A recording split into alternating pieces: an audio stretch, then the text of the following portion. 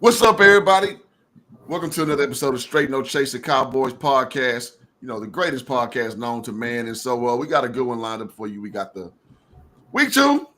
We got our work cut out for us a little bit. We're going to talk about some of the things that we experienced last week, some of the things that's to look forward to going forward against the El Gigantes.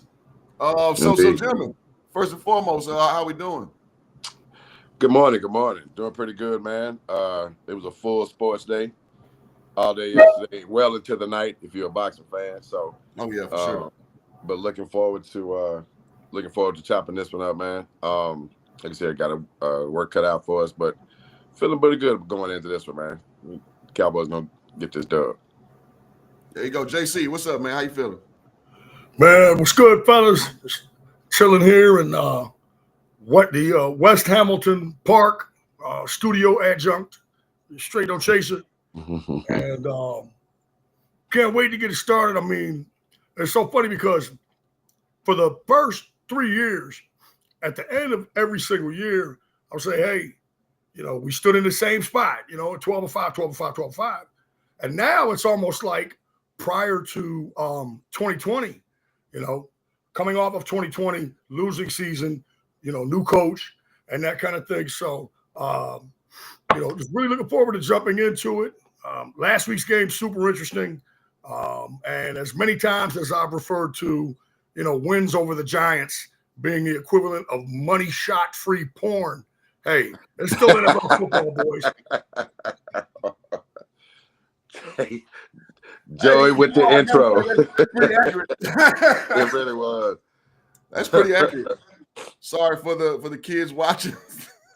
Grown folk talking. And that's true. That is hilarious. Just don't hit the same. How they say? They don't hit the same. They're not.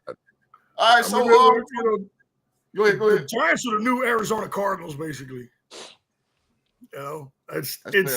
you need to win these games. Don't get it twisted, but of course, as soon as I say that, I mean I don't know how many in a row that they've won against the Giants, but hey, there's the whole do theory. So obviously, we'll recap and get into the Giants a little bit later in the show. But great to be here. A great day in the Dallas-Fort Worth area. Yes, sir. Yes, sir. So okay, let's go ahead and hop into it, man. I know we've had like about a 10-day rest, so it seems like eternity ago since we last played a football game. Mm-hmm. And let's again, one thing I want to do every week is hold our views into account for the previous week. And so let's talk about it, man. So taking the L to the Giants, we all predicted the L. That's what happened. Eagles. Yeah, sorry, Eagles. Damn. Yeah. My mind is on Neptune. I stayed up too late watching the fight. Yeah. But no, so listen, man, we keep it real over here. We all predicted the L. Now it's almost like we snatched a victory from the jaws of. We snatched the loss from the jaws of victory. It felt that way. If obviously a few balls bounced the right way to Sedarian Lamb, but we're not going to lambaste him. So takeaways, gentlemen. So we lost by less than a score. Well, by one score. We had opportunities to win at probably by 2 touchdowns, if we're being honest here. Some of the key takeaways you've seen, because you know how people are going to say, there's no such thing as moral victories, but you know how I rock over here. Moral victories do exist, goddammit. They just do, because I play sports, and you go look at the film, there's things you can learn from the film and things you can get better on. Fans ain't trying to hear that shit, but in the real nose room, there's a such thing as moral victories. D. Brown, I'll kick it to you first, man. Takeaways from the game. Sure. So, man, the thing that was interesting was, and I think I touched on this on the show, and even amongst people that I spoke with prior to the game coming on, is that there was one the I can't remember the last time I went into the beginning, a Cowboys opener, and had like absolutely no idea what I was going to see. Right? There was so many open questions as to what was going to roll out there, in terms of like just new personnel, returning personnel, new coach, new coordinators. I mean, just the whole shot. So young players, draftees, just the whole deal. And my initial takeaway was I was pleasantly surprised by how, and actually impressed by how prepared they were. it did suck to what you alluded to, and I know we talked privately during the week, and Joey brought it up. That they certainly left. I don't think they left meat on the table. I think they left a whole plate on the table, and it ended up biting them in the butt. But I was pretty impressed, and encouraged by some things that I saw. One was how prepared they were to play, which is obviously a big game against the defending champs on the road, and everything that went into that. I think the consensus nationally was that the Cowboys are going to get bus rolled, and and then that was amplified by the big trade, and then so you just go in and just like, man, what are we going to see? And I was impressed by that. I did like the presence and the somewhat of the consistency of a run game, right? Particularly in the red. That's something that has bitten this team a lot, even in the 12-5 seasons with McCarthy, is that we really didn't look for, or we really didn't see a lot of consistency with being able to without the gadget plays or the misdirection of the jet sweeps, or the hard fades or any of that stuff. Just turn around, hand the ball, to the running back, and you run it, in the A gap and just punch it right in at the goal line. It was awesome to see that, and I was glad to see, even as the game went on, how they were just turning around and just firing off the ball and sticking with those 3 and 4 yard tough runs. I thought Dak was particularly sharp. He was another big question mark, man. He got hurt early in the season last year, hadn't seen the field, and I thought QB1 was pretty sharp. I thought QB1 was really sharp, and we talked about the unfortunate drops, and of course you had the killer fumble that I think ultimately doomed them.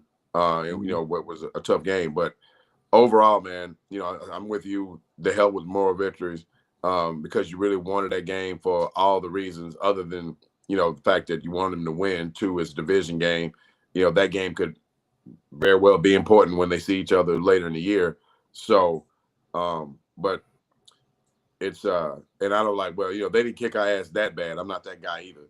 But I did like what I saw, and I was like, man, this they might have something going forward in terms of run game, in terms of Dak being sharp, and lastly,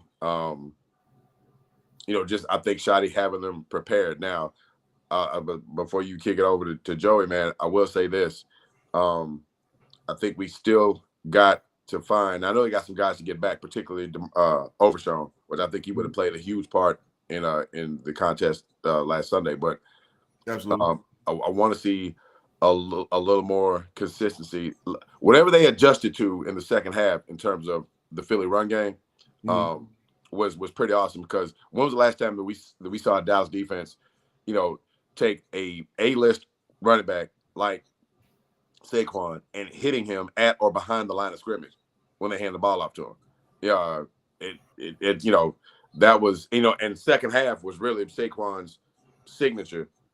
Last season, he really just didn't get off, man. And so they, the fact they were able to adjust and contain a guy that good at running the football with a line that good at blocking for the running back, it was another, positive takeaway. But I like to see them have a little bit more consistency with, stopping the run. Maybe we see a little bit of Jaden Blue, maybe some new wrinkles, with him out in space and what have you. So there's still more questions. As I landed, there's still more questions that you like to see answered, and at least get a feel for what this thing is going to be. But I think there was far more positive takeaways, even in an L, than negative. There it is. JC, what you got for us? I think that it was. I felt like that the game would be a lot closer than people thought that it would be, and it was. These are games within the division, and teams really know each other, and they're so familiar with one another, and people will look at a matchup on paper, and again, you get caught up in this wave of the Cowboys are trash.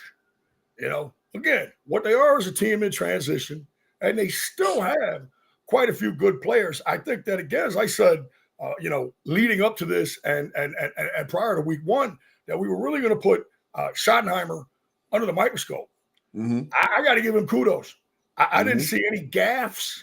I didn't see any mismanaging of challenges.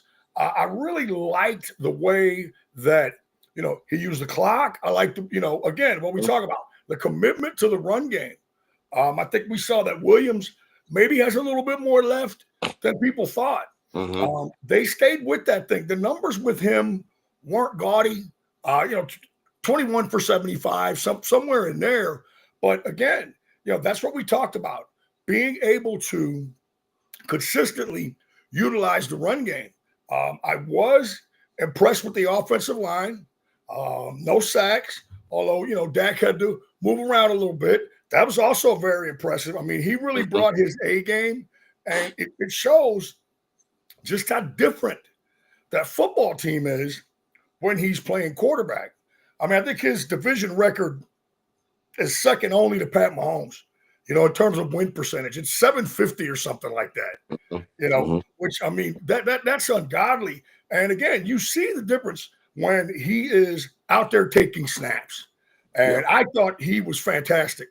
I would give him a 99. I think he had one gaffe, I thought, on the one pass that kind of almost got picked up, but that's clearly nitpicking because the guy was on his game, But when you see, what ends up being the difference between winning and losing is mistakes. Teams that drop passes, teams that commit turnovers, they're losers. Who led the NFL in drop passes last year? Cleveland. And I watched Cleveland play this weekend, and they should have beaten Cincinnati. They should have beaten Cincinnati. Dropped passes, and a dropped pass where a guy dropped a pass he should have caught instead of caromed into the air. Cincinnati picks it off, ball game. Yep. And it's these mistakes, and you just cannot overcome them when you're a team in transition. But again, the Eagles made mistakes too.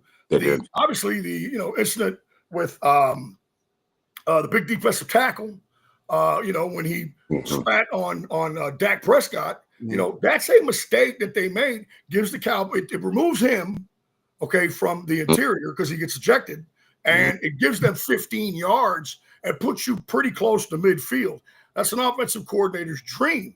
That's the sweet spot, And so then they come out and they look very methodical, very impressive on the first couple of drives. I mean, it was a tale of two halves. It's like you want to pull it all together, like our local baseball consortium here. They either can pitch, they can't hit, or they can hit and the pitching's bad. You want to be able to put it all together. And in the first half, it was like, okay, man, the offense, just 20 points in the first half. But you gave up 21 in the first half. So then everything, you have the delay, everything kind of bogs down, and the defense was much, much better in the second half. But then the offense struggled. And it was really, like we always say, every football game has its own life. It's its own entity. And that one was kind of weird. That was kind of a weird game with what started the game, then having the 64-minute delay, and then the way that the thing ended. And again, if CD catches that one, particularly the deep one, which was, man, that was a great throw by Prescott. He splits those guys. Yeah, he splits those guys and scores. I've seen him do that before. He splits those guys and scores, one of those ones where he's walking in, waving you in, right? And he just makes it look so effortless. Now, Philadelphia would have gotten the ball back. Okay, so you don't know what would have happened then, but it's just, in a way, it's like you said, I would rather play poorly and get a win, than play well and get a loss. It's still a loss, but it's a long season. And as man, like, y'all damn near had to talk me off the ledge after this one because it felt like we were so close. The Cowboys were so close to getting this win, and they felt like they should have won, and did not. But then it kind of gets back to, what we said. We want to see incremental improvement. Incremental improvement. I think some of the things that we talked about in the pre-show meeting, commitment to the run game, and now this week we would really like to get Pickens going. Should have a chance to do that. The Giants have an excellent front seven. but their secondary is suspect at best. And so it's a work in progress. And I still think that all in all, I would, it's better than coming out and just looking god awful. It's better than pulling a Miami, right? Miami, they lose 33-8 to Indianapolis of all people. And Daniel Jones is like, whoa, at least there's a feeling, I think, that we're heading in the right direction. Okay. But it's almost like it's a rebirth, almost as though the team has to actually learn how to win close games against good teams, because every year, man, it's a completely different cast. Every football team turns over by 20 to 25%. Lose some, you gain some. Guys are rookies. And I think that we're seeing the culture take hold, in terms of the way Schottenheimer's going to do things. I was very impressed. Yeah. Again, looking forward to seeing, how he handles business today. Again, the race is never to the swift; it's always to the strong. But yeah, it's an L, and it sucks. But long season, and I think there are some things to be really optimistic and excited about. Okay, there it is, man. And so, yeah, I think you guys crystallizes the sentiment pretty well. And I guess my takeaway is this: I try to stay in the moment. And by that I mean, before the game, I was expecting either a whole ball of chaos or watching a competent football team. And I got the competent football team cup. So, D. Brown, to your point, I know you were saying, forget the moral victories. But I do remember what my mindset was, too, having so many question marks after coming off a huge trade, of one Micah Parsons, that there were just – it was – you really couldn't put a gauge on what to expect, come Thursday night, right? Absolutely. So from what I saw was, to just go top down from Coach Shoddy, man, just a great coach game, man. Came out with misdirection early, kept them guessing. We talked about that before the show with the pre-snap reads and keeping guys in motion. Shoddy looked very competent, very comfortable at old ball coach. And so I'm just not used to games where we're scoring touchdowns back-to-back off rip. I'm not used to seeing that shit. And I'm happy to see it because now, because that's what good football teams are used to doing. Scoring in your opening drives, scoring and keeping guys on their heels. We came out 2 touchdowns in a row. I'm like, shit, who the hell didn't, kidnap my damn Cowboys? Who the hell are these guys? Right. Imposters. Right. This some shit I can get behind all year long. Right. So then we got a little stagnated, with the storm. We come out with 2 field goals. But still, like, we're there blow for blow, punch for punch with the defending world champions and our division rival week 1. When there's a lot of question marks, yes, they're starting DTs out, making a stupid decision. Hey, as my homeboy James Ferris would say, not my problem. So at the end of the day, it got you typing, JC, or something. So at the end of the day, the Cowboys came out before the delay and we looked sharp. We looked good. Yeah. And that's something that we can build forward. So, like when you were saying again, more victories, if I'm looking at film, if I'm just taking things in the moment, I'm perfectly happy with that. Because you gotta think about this too. The Cowboys, we're the only team that we have to win on the field. We got to win public opinion. We got to win in the social media weeds. So it's a lot. Because think about it. People were saying that we're going to get our tails kicked because, Micah Parsons is gone and Micah had this was after the fact. He had a really impactful fourth quarter. So, a lot of things ride on the Cowboys performing well. And I thought, listen, man, from a few CD Lamb drops, it was almost a 2-score win, in my opinion. And also from a standpoint of, like you said, Dak Prescott was hella impressive because, coming off an injury season, we don't know what to expect. We don't know if he's still comfortable in the pocket. Does he trust the pocket? Because we got a lot of young guys, rebuilding that O-line. Zach Martin is no longer there, right? Right. So, yeah. So I was very impressed with that. Now, the run game leaves some question marks. Williams looked very sharp. And Sands that walk down fumble, I don't know what the hell that was about. Right. You're getting walked down by a 4'6" linebacker. What are you doing? Like, what are you doing? Yeah. Exactly. That was. We can't have those things, but you know, we're an easy team to nitpick. Every mistake feels tenfold when it's the Cowboys. It is what it is. You call me a homer. It is what it is. You watch a football game, you'll watch all kind of mistakes. You watch Mahomes in who they played game 1 out there in Brazil. It's you know, it wasn't a sexy football game, huh? Was it the Chargers, correct? Chargers, yeah, out there in Brazil. Yeah. So people tend to, you know, when you have the favor of the fan lord to overlook other people's mistakes. But the Cowboys, we don't have a lot of room to make any mistakes. And so, with all that being said, man, I was very, encouraged. Also, indeed, with because we have a hodgepodge edge rushing room. Listen, all things considered, especially second half, we look damn good. And I told y'all before the last game, I'm looking for James Houston to contribute. Indeed, he was getting off that damn edge, boy, in the second half. I loved it. Yeah, so it's a kid I've seen play since his last year in college was at Jackson State. He's consistently been there. He can't stop the run and save his damn life, but one thing he can do, you watch his hand work. He's really quick getting out the break. Right. Gets in that backfield, and so man, it was good to validate what I've been seeing for a long time came to fruition. And lastly, I would say too, one thing to see going forward, can Pickens get more separation? Can he start to, can Dak trust him with more throws? Because, I mean, obviously he's still going to go to CD. I mean, why would you not? But I'm encouraged by what I saw ultimately. I didn't think we would lay down because, again, Darren, we talked about this months ago. Coach Schottenheimer, something about his messaging, man, it just seemed different. I'm sorry, it did. He talked about accountability. He talked about working that film room and actually, coming up with plays to benefit the roster. That's something we didn't see with McCarthy, man. It just was their vanilla offense. We saw, with Linehan was there under Jason Garrett. Exactly. My bad. My bad. Hey, it was just good to me just letting playing here.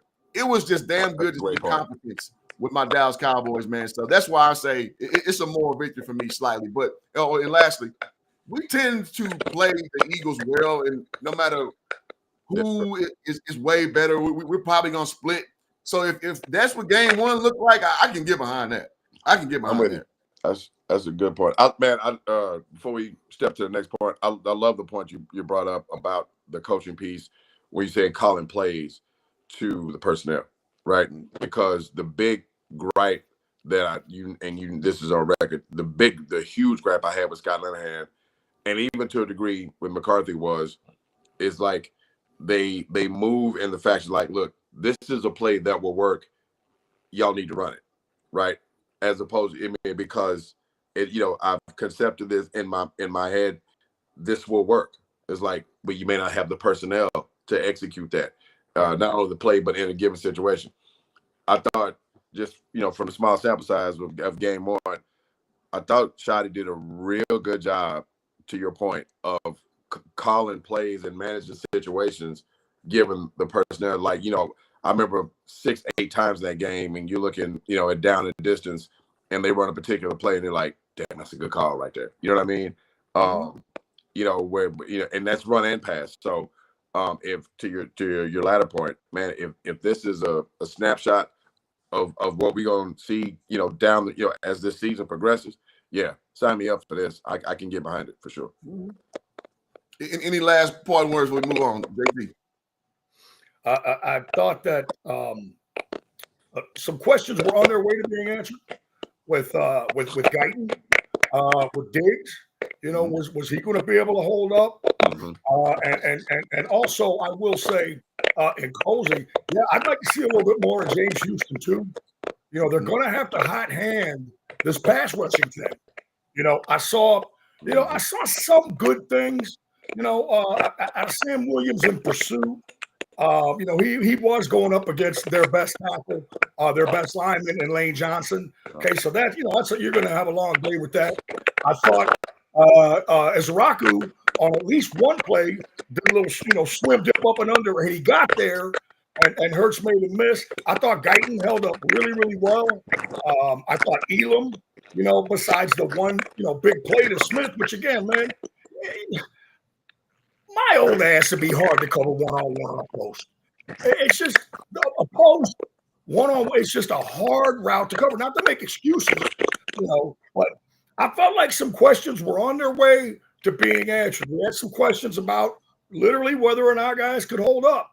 Like I said, Guyton, Diggs, Elam, and I thought we got some contributions from the new guys on the interior. I thought Solly Thomas was pretty good. I thought Clark showed, why he's that guy. A lot of the runs, were kind of boundary runs where Saquon did well. I thought they really made some adjustments and they closed that middle down. Mm-hmm. And so, once again, not to belabor the point, a lot of good things to build on. And, it's such a week-to-week league. Until we get deeper into the season, we're not going to know if those guys that we wondered if they could hold up, that held up well in week one, we're not going to know if they're going to be able to hold up for the entirety of the season. And one final plus, no injuries. There you go. So that's always a good thing. Massive plus. There we go. I like it.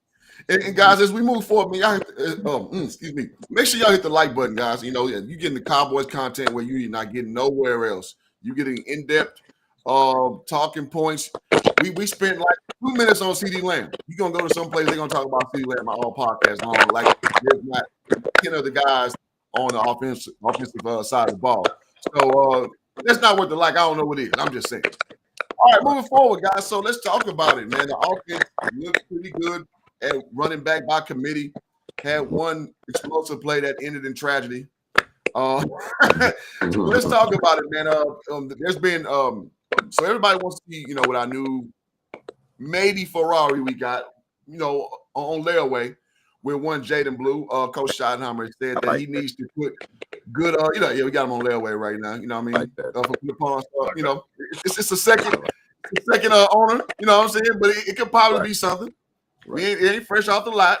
Right. But so Coach Schottenheimer had, noted that he needs to put good days together, that he's, lacking consistency. We hear the same thing with Big Mozzie on the other side of the So question, guys, does Jaden Blue have an opportunity to come in and to give this running back room that big playability that we can consistently see?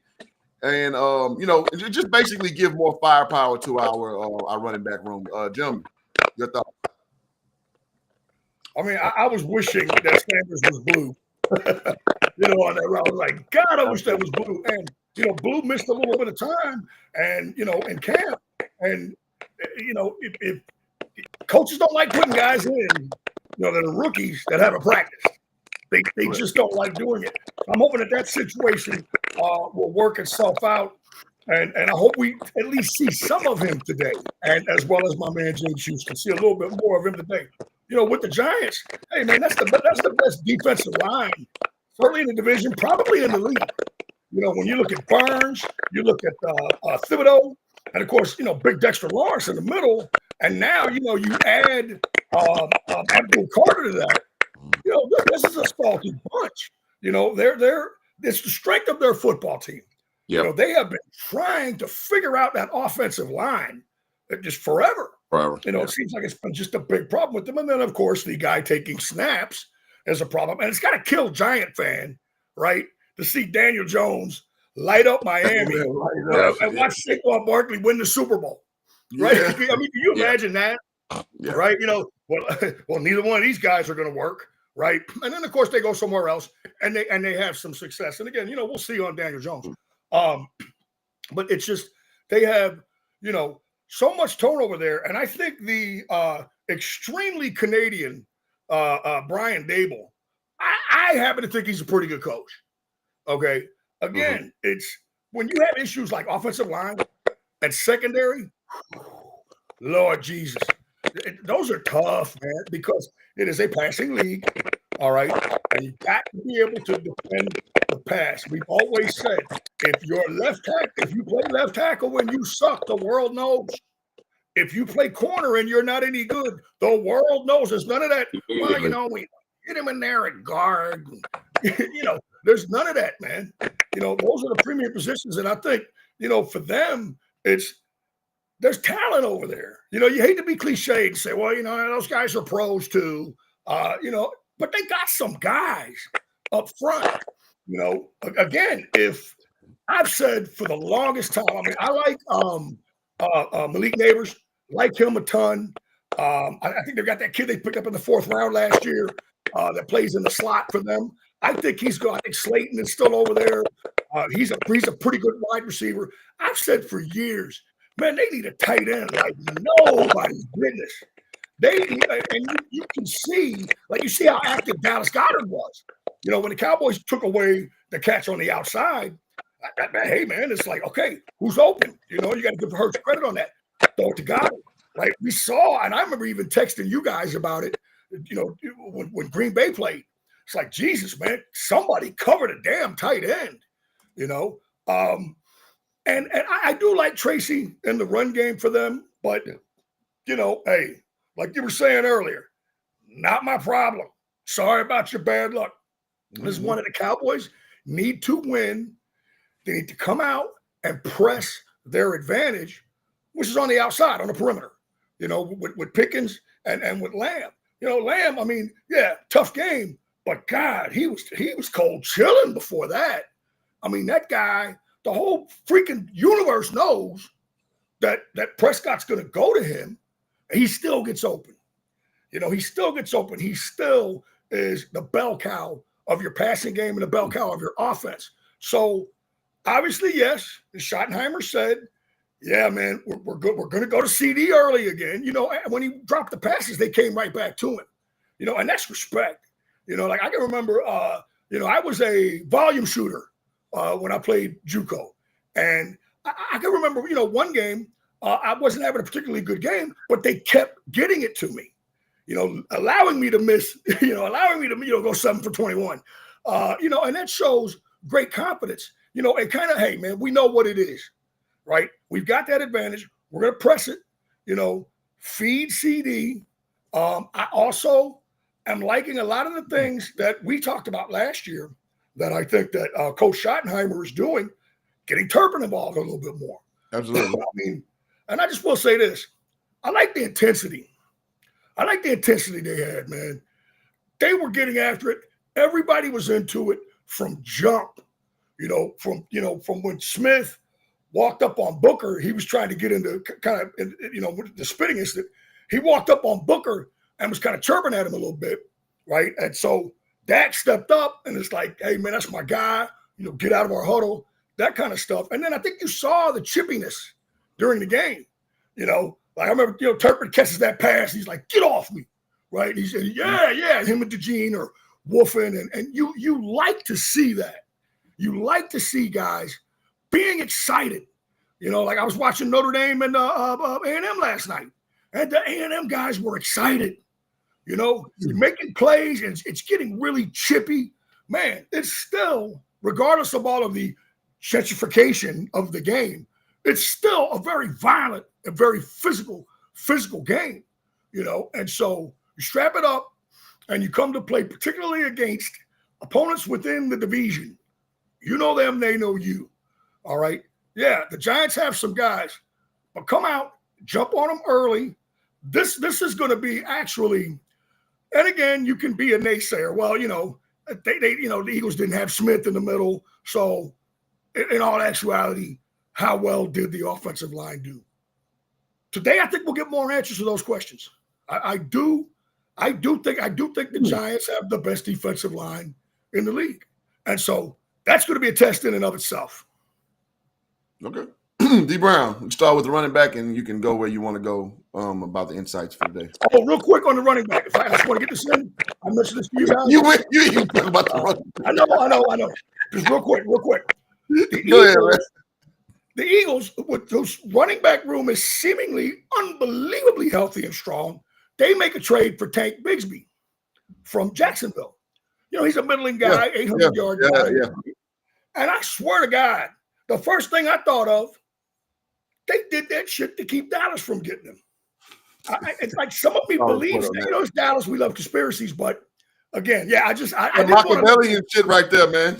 Yeah, I didn't want to let that go when you said running back group, because I know I wanted to talk about that.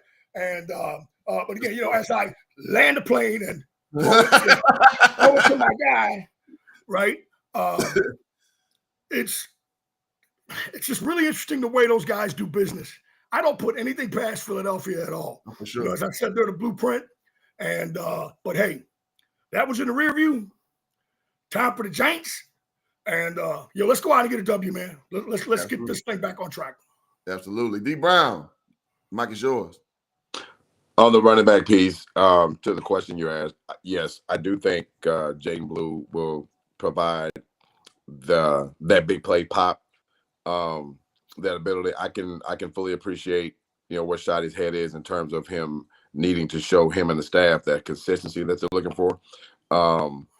In any coaching level, coaches play, who they can trust, right? We see it in every sport that we watch. But he is an electric guy, and when he does get his shot, and hopefully that's today, because I would certainly like to see him get 10, 15 snaps. Just some of the things that he can do, not only handing the ball off to him, but, getting guys, and I think we touched on it last week, getting them match up in space. He's one of those, catch the ball, in space on the move, make a guy miss, and then next step, he's gone, right? It will not be a Miles Sanders situation. So, yeah, I certainly think he can add some diversity that way in terms of that big play ability, because, when you have the ability and at least the threat of making the play from anywhere on the field, and particularly in the backfield, it just kind of permeates and opens up a lot of different things for your offense. And I like the point that was made from Joey about Turpin, right? I mean, the fact that they're using him and looking to get the ball in his hands because he has that ability, diminutive as he is. He still has that ability, man. I mean, if he puts 3 steps together and you hadn't gotten to him yet, it could be a problem. So you need that. And I know we touched on it in last week's show about the lack of big plays, which for those watching, big plays is defined in the NFL as plays that are 20 yards or more. Dallas was woeful in that department. I mean, one of the absolute, if not the worst in the league. And even with the plays that they did make, and even the plays that they missed on the drops, I mean, you're talking 30 and 40-yard plays. Of course, you rip off the big run, which is a 50-yarder, again, which likely gets housed, if the other guy's carrying the ball. So I think, that's one of the wrinkles, maybe to offset to Joey's point, like how good, because I agree with Joey 100%. I think this is probably, if it's not the best defensive front in football and that the Cowboys will see this season, it's no worse than second or third. I mean, that's a really salty group. And like you said, Joe, we're gonna find out a lot about that young Cowboys offensive line is coming into his own, and the run game is where you can really test their mettle when you're going up against guys that formidable, on the defensive front, because that's nothing more than a test of wills. I mean, your technique and everything is there, man, but you got to want to hit those guys and make it happen. And, maybe Shotty is wanting to see, we've all watched the game long enough to know that, big plays a lot of times come from patience when you're not looking for them, when you do the right things and make the right cut and let a hole develop and what have you. And maybe that's some of the consistency that Shotty and the staff want to see from him, is not to look for the big play each time he touches the ball, because that's a big expectation from him, to have that patience on 3, 4, 6-yard run, and then pop, do the right things, on the play, and then he's gone. Right. So hopefully we get to see that. And maybe, if they're getting the best of Dallas up front, particularly early, drop one of those, maybe a screen pass or 2 to him behind him, let that rush get upfield, drop it behind him, get guys out in space. You got good blocking receivers in Pickens and CD, you make a block and he hits it that way. So it'll be real interesting to see. But I think he's definitely going to add some pop to that room. You'd think middle screen would be open with those guys on the outside. Correct. Try a middle screen. The outside's getting attention. I love it. I would like to see more screen passes, and I would like to see more blue. So I agree 100% in that. Yeah, absolutely. And so one thing, again, Coach Shadi has shown that he can use the requisite talent by moving guys around the field, get them in a position to make, big plays by making competent plays. Because it's like kind of lamenting back from the past regime. It's like every time we try to put CD in motion, we try to, throw that little screen, that wide receiver screen. It never goes anywhere. Everybody knows where it's going. It's no creativity. It's no imagination when we put guys in motion. Now you're doing that. He can go two or three different guys who get you 20+ yards at any drop of a hat, and they're only going to get sharper with time. So that's something that I just really like was going forward. So the reason why that's important is because with Jaden Blue, it's another guy who, again, you can line up and be our poor man's. What's my man for the Steelers? Help me out. Steelers old freaking do everything running back. What's his name? Le'Veon? Le'Veon. Yeah, he can be our poor man's Le'Veon in some regards because he can catch the ball. He can run routes. He's fast. So we got this Swiss Army knife of a running back who needs to mature a little bit. Sounds like that I'm ready to unleash. So I'm very much looking forward to have him out there with the veterans and kind of learn, just how to be a professional. Because he from where I'm from. He from we say Acres Home, Texas, right there in H-Town. So he got some NIG in him. I already see him. If you follow him on social media, it is what it is. But there's certain things he got to put together and mature a little bit. So I totally understand what I'm looking at when I look at Jaden Blue. But as far as we talking, going against New York with their front four, that's very stout. I'm looking back to what the Commodes, as JC says, did to him last week. They gave him 2 bills and 20 more on the ground. I'm just saying, 220 on the ground, man, and that's crazy. So also from a standpoint of Jaden Daniels, 19 for 30 for 233 yards in the air. So they giving that thing up in the middle. They giving that thing up top. So, I mean, I'm going to be honest, man. I expect my Cowboys to do much of the same because unlike other people, I'm not very high on Washington like that. I think they had a great Jaden Daniels had a great rookie campaign, but I think, man, you got to earn it in the East. I mean, they went all the way to the NFC final. So I can't give them too much pushback, but I think that may have been more of a blip than an actual trend for this football team. And also going to the other side of the field, Russell Wilson, listen, man, 17 for 37. If he's throwing 37 passes, I like that. I'm sorry. Russell Wilson is nowhere. He's just a name at this point, from my standpoint. So the inaccuracy throwing for 168, no touchdowns. Yeah, I don't fear these guys at all. So going back to what I was saying to start off, my expectation changes with new data. With me seeing new things, I expect new things. Now, you can't show me this great performance week 1, and we not go to the El Gigantes and whoop some ass. I expect to whoop their ass. I'm going back to the that's the clip. That's the clip I was waiting on right there. They done gave me something I can start talking with my chest again. Yeah. I was just like, hey, man, I hope Cooper Rush can put a few drives together so we don't get blown out. You should beat that. Yeah, beat that ass, belt to ass, man. Like, listen, man. Oh yeah, I got a prop. So I gave my team a more victory pass for game 1. I'm only allowed 2 of these a season, so Cowboys don't piss me off. I'm not taking no excuses. I like it. More victory pass, 2 a season. So I gave it away week 1. I'm giving the goods away too quick. But I really did like what I saw last week, and not from a fanboy perspective, from a competent team perspective. So if you show me that shit game 1 against the defending champs, I expect nothing but a solid performance all the way around. I'm not talking about we barely get them in the fourth quarter, because as we know, we used to whooping the Giants' ass. I mean, when the last time the Giants gave us a game? I mean, it's been a while, man. Yeah, early OJ. I want to say the streak. OBJ days. I mean, it's when been a while. When your team is in transition, right, and sometimes the team can be in transition because of a new coach. Mm-hmm. I think it's what a coach does when a team is in transition personnel wise, is so critical. And again, not to belabor the point, but so far so good.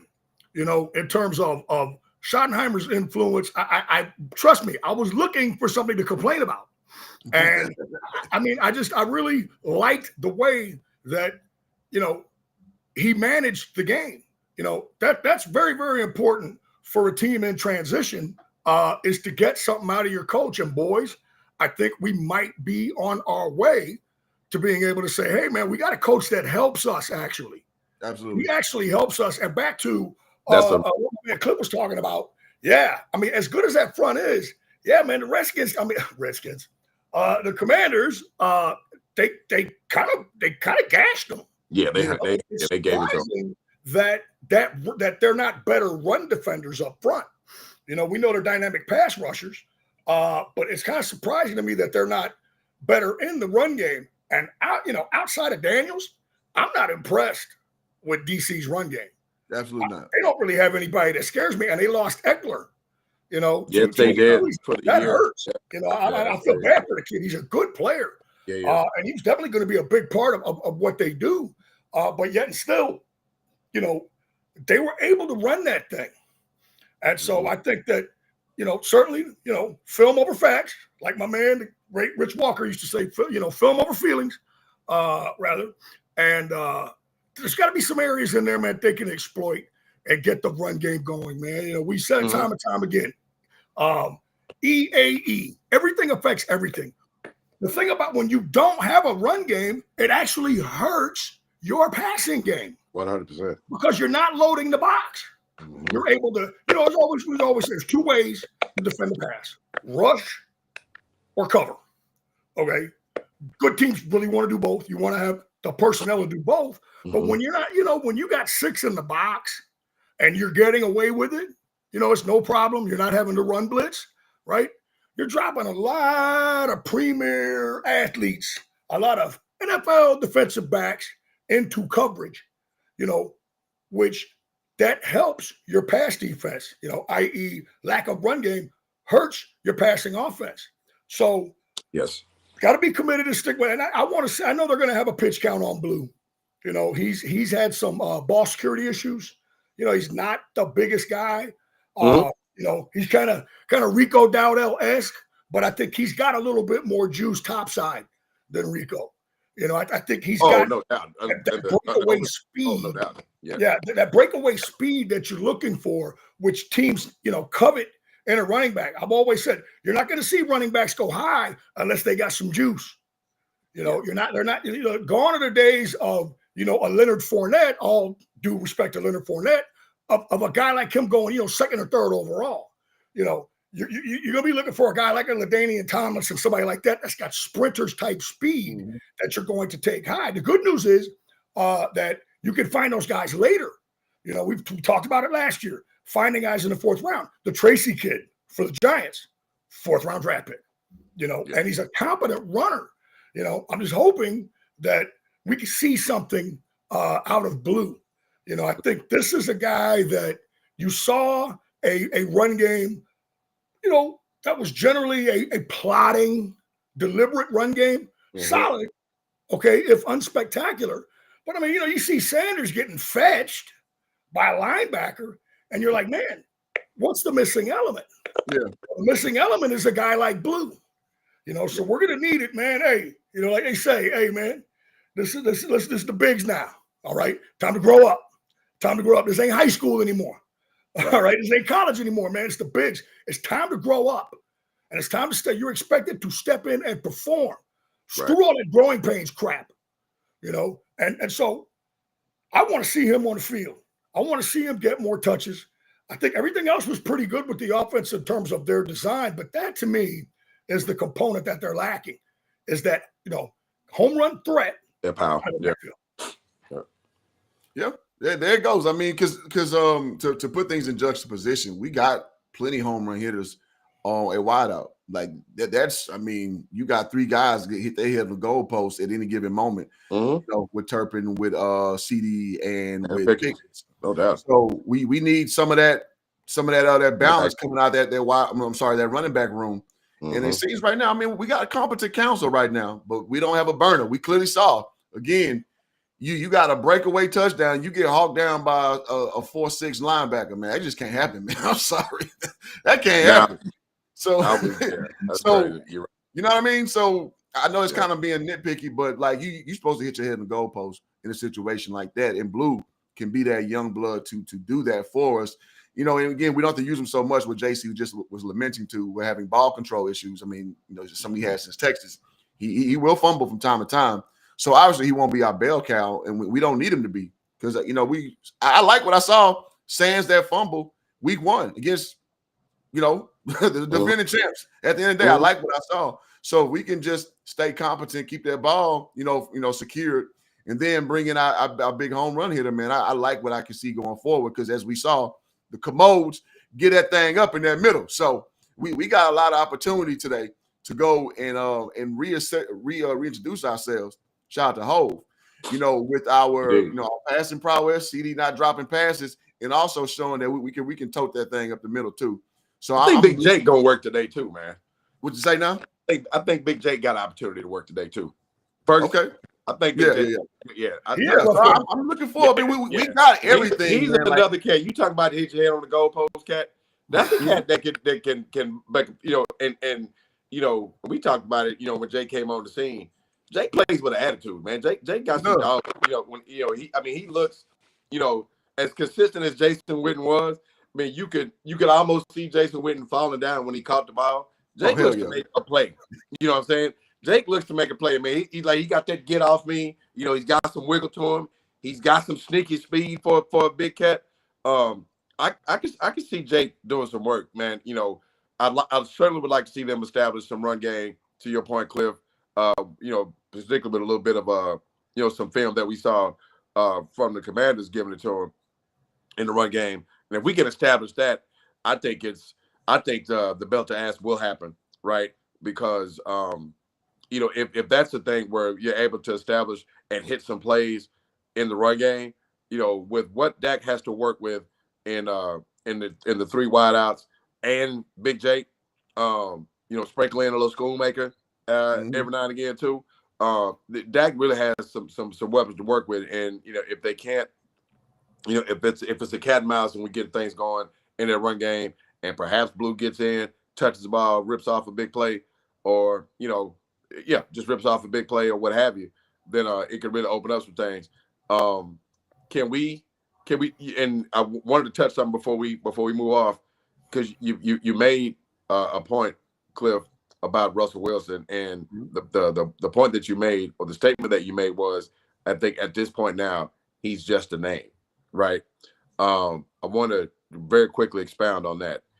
I think Russell Wilson is now the dreaded W word in professional sports. I think Russell Wilson is washed. Yeah. I mean, I think he has gone the way of 2019. No, excuse me. Yeah, 2020 to 2023 Zeke name.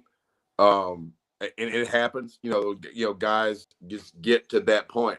And you know, can he still zip it a little bit? Sure, but he just does not look like the guy who, for so many years in Seattle, had command of what's going on out there.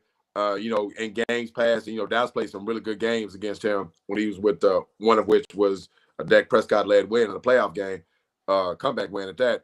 You know, you had a fear in the Russell Wilson of old when he ran, you know, his Richie Cunningham looking ass out there. You had a fear that he was going to, like, God, man, we got, because he was going to make a play. He's like, you just had this healthy fear that he was going. It was almost Rodgers-esque. It was like, damn it, Russell's got the ball. He's got a little bit of time. This dude's going to make a play. You just don't have that. And it's not been there even before he got to the Giants. It wasn't evident, you know, there in the end in Denver. It wasn't evident certainly in Pittsburgh. And it wasn't evident in week 1. He looked as lackluster, and I think he's just his best days, and I think even not even his best days, his productive days are past him. So circling back to your point, Clip, of the expectation, given with what we saw of these Dallas Cowboys against the world champs, even as I talk myself through this point and thinking about yours, I think they should go out and beat their ass. And them not doing so, or them struggling, and we need a Brandon Aubrey, 57-yarder to beat him. Yeah.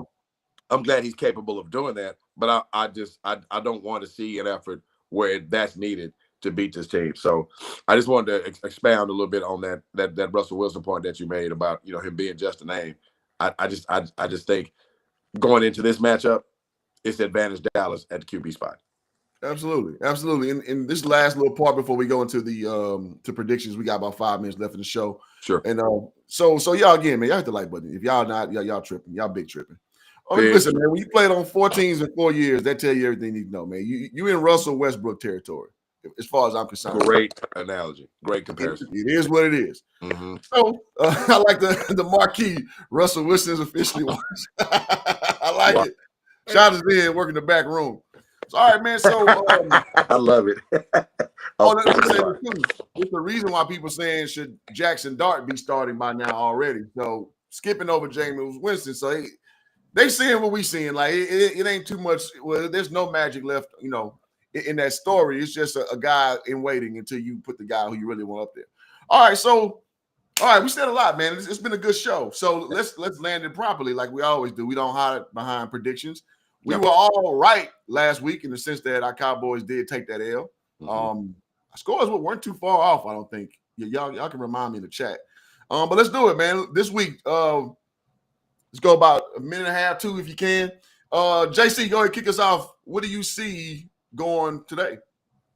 Well, I think you guys, when you touched on Russell Wilson, and let's be honest, the recipe, the formula was that great defense in Seattle, and them being close, it being a close game, and Russ would make plays at the end. Yes, sir. And it was supposed to be the same thing in Denver. Denver had a stout defense. They're quarterback away, and you saw it unfold. The decline of Russ. He did okay for a couple of games in Pittsburgh, and again, same shit. Good defense. That's always been Pittsburgh's philosophy. Quarterback will make some plays for you at the end of the game, a la Roethlisberger. And yeah, you don't see that with him anymore. And I'm a little bit surprised that they haven't gone to Jackson Dart right off the bat. But I don't even know if they've got him. I don't know if they might have Jameis as the second string guy.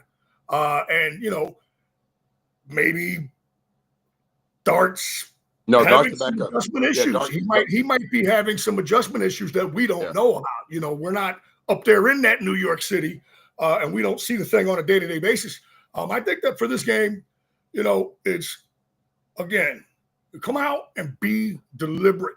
I like what you guys talked about in terms of hitting that A gap, the 1s and 2s, Playboy. They did really well running inside, and I think, again, we talk about our guard center combo, right? I think that's starting to look really, really good, really, really, really good. I think that's going to be the strength of the team eventually. The Cowboys have always invested in offensive line, always, and they're doing it again. With all those number 1 picks that they have up there. Beebe was a 3rd, but still, they're investing in that thing. And that's going to pay dividends. We take for granted having Dak, very good quarterback. We take for granted having a good offensive line. Again, you want to talk about quarterback and offensive line? Ask the Giants about that. All right? It's not something that you could take for granted. So I think the thing today is to come out and not be conservative. I think you want to come out and you want to hit them with everything you got. All right? But, as my man Juan Gonzalez used to say, keep and continue. Keep going and continue. Keep it continue, man. Do what you did last week in terms of game plan. Run that bitch inside, man, and stick with it.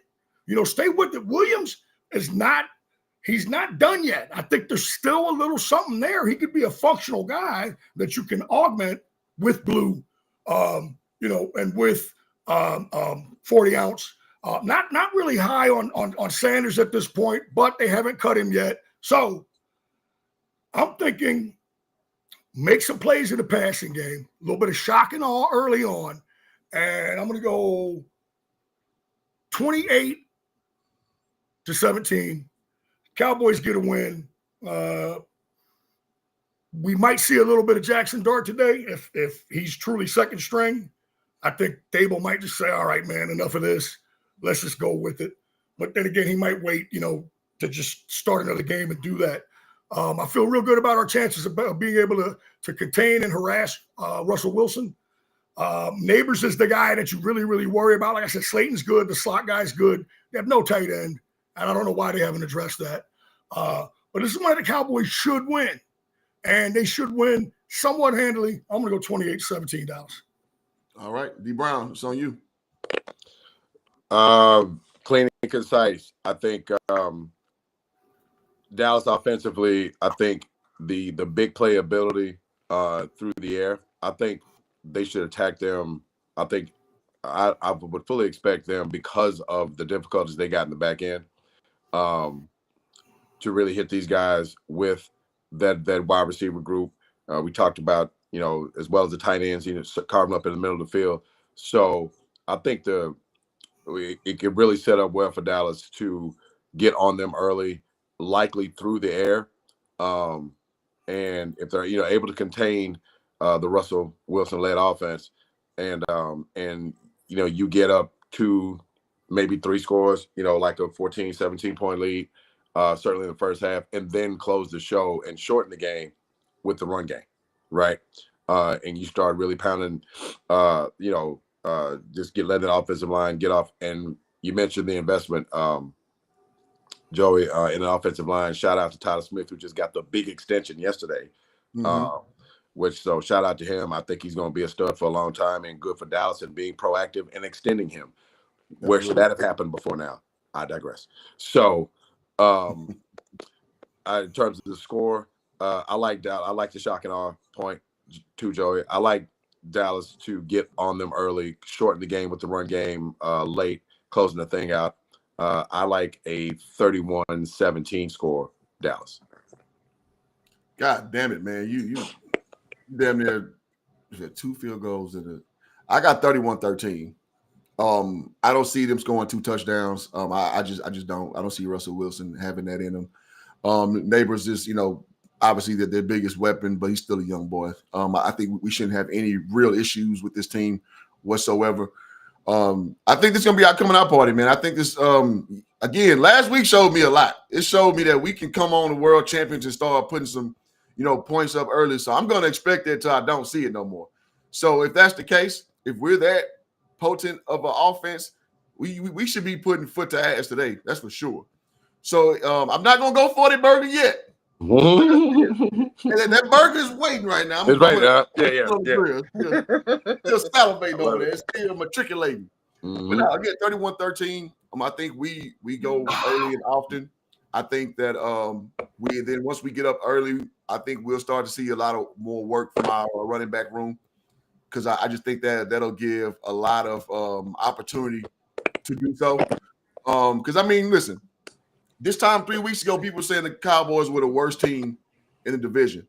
Now, after, when we got new updated information, they see that ain't the case no more. We there to wreak havoc. Also, from our defensive standpoint, is Deron Bland hurt? Yes, Deron Bland. Yeah, he's out. Okay. That's kind of what we're used to, though. He's day to day. Okay. He's out today, but they think he can come back next.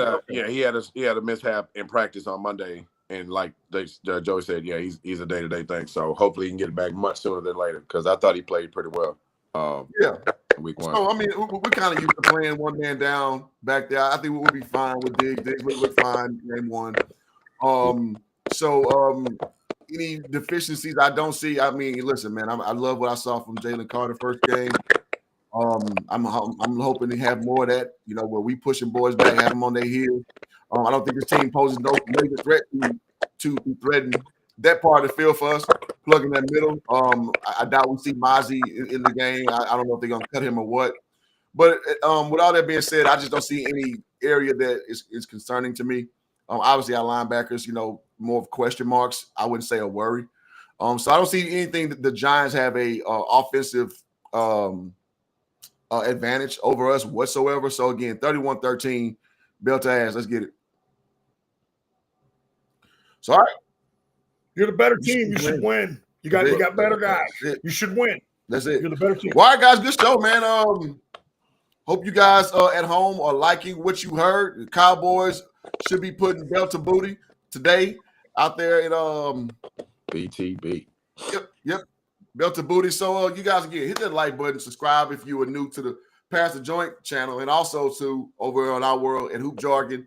And I ain't have no. See, I'm slacking this morning because see you got yours. I'm gonna have to in spirit. Straight no chasing. Straight no chasing. Up. Room temperature, no cut, no ice. There you go, man. I'm slacking, man. Slacking on my macking. Go Cowboys. Go Cowboys. All right, y'all. Y'all be cool. Peace. Go Cowboys.